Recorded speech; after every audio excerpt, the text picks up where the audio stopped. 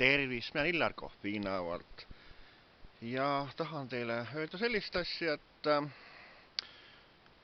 et teie, kes te vaatate Eesti Selgeltnägijate tuleproovi TV3-st, et neljapäeval 21. novembril on selle finaalsaade ja finaalis, nagu te teate, on 3 tublimat osalejat, kellel on kõige rohkem võimeid. Ja nendeks on siis Keit Teero, Hans Roori ja siis Oksana. Aga kuna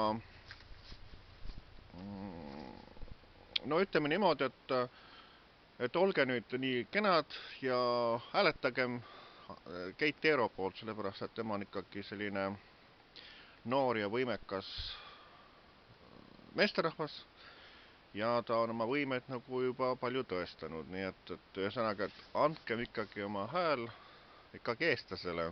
Ma ei ütle, et teised on ka võimekad, aga teised elavad nagu, kui öeldakse välismaal, et teistega meil eriti kokkupuuted nagu ei ole, aga Keit on ikkagi eestlane ja elab Eestimaal, et Keitiga saate nagu alati nagu ühendust võtta ja saate oma probleemidest rääkida ja kindlasti ta aitab neid lahendada.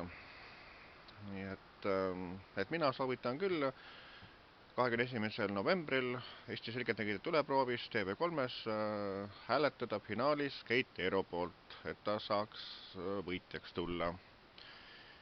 Nii et olge tublid ja tšau, mina Illar Kohvinavalt.